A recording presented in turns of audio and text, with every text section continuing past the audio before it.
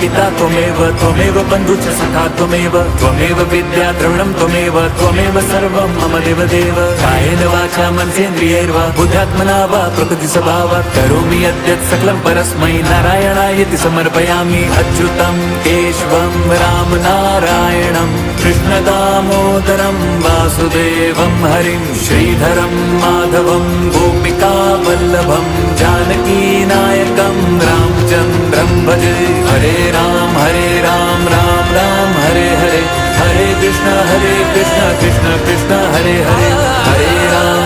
Ram Ram Ram Hare Hare Hare Krishna